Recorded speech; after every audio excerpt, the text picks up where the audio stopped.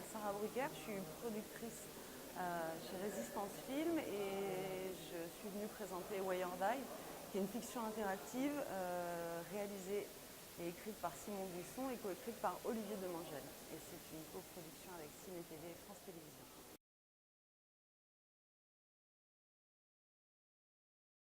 Comme Simon l'expliquait là au début dans son petit film, au départ, lui son idée c'était de pouvoir trouver un terrain pour déployer cette narration interactive qu'il avait imaginée, c'est-à-dire de pouvoir avoir un lieu commun avec un ensemble de personnages et une soirée qui se déroule, et de pouvoir avoir accès à tout ce qui se déroule en parallèle avec différents personnages. Et au départ, il avait pensé que ça pouvait se dérouler dans une soirée, et il est tombé sur un article de journal qui racontait un fait divers où une jeune fille était morte à la suite d'un week-end d'intégration et d'un bisutage qui avait mal tourné.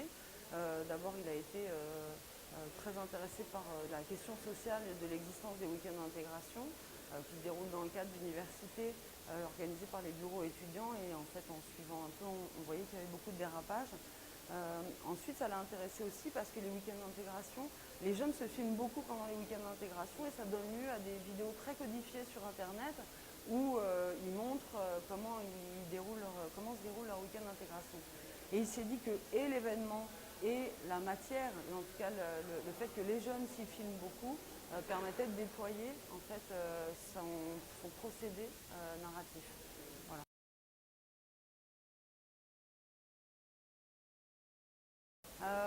Les acteurs, d'abord, on a fait un long casting, et j'avoue qu'on a trouvé des acteurs tous absolument merveilleux, parfaits, très professionnels, et en même temps tout à fait capables de jouer sur le ressort de l'improvisation auquel Simon a eu quand même un peu recours. Même si tout était écrit, il a quand même beaucoup demandé aux comédiens de s'emparer des histoires.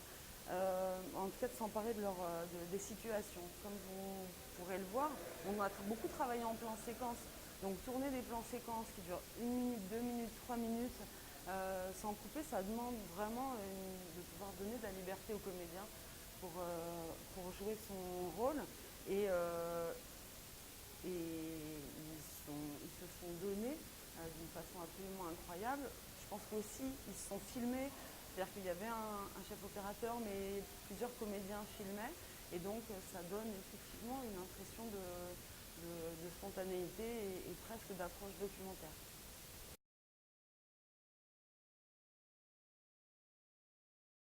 On a été très contents parce que tous les retours ont été très chouettes. La presse a été très réceptive. On a eu beaucoup d'articles qui s'intéressaient au dispositif interactif, au type de narration qu'on pouvait proposer. Le public qu'on visait, qui est plutôt un public jeune, a été aussi complètement au rendez-vous. Alors ça a un peu polémiqué, on a dit les week-ends d'intégration, c'est pas toujours comme ça. Nous, l'idée, c'était pas du tout justement de faire un documentaire sur les week-ends d'intégration, c'était de raconter un week-end d'intégration. Mais en tout cas, le public a vraiment été au rendez-vous, parce que 500 000 spectateurs pour une fiction interactive, oui, c'est joli, parce que l'objet n'était pas très facile à appréhender. Se mettre devant son ordinateur, avoir 45 minutes minimum, mettre son casque, essayer de comprendre le dispositif. Il est très simple, le dispositif, mais ne serait-ce que cette démarche-là, c'est un vrai engagement autre que quand on allume la télé ou on met un DVD ou on met play. Voilà. Et donc, avoir autant de gens qui sont venus, on a été très contents. France Télévisions a été ravie, et même les institutions là commencent à nous contacter pour qu'on vienne montrer le film dans des endroits plus institutionnels. Nous, on ne veut absolument pas se servir de Wired Eye comme d'un film de prévention contre le week-end d'intégration, c'est pas du tout l'idée. Donc c'est pas l'intention, mais je pense que tout le monde trouve qu'il y a aussi une honnêteté, une spontanéité, et un objet en tout cas qui est très novateur et qui montre qu'une fiction interactive qui rencontre un large public, c'est possible. Voilà. Donc ça, on est content.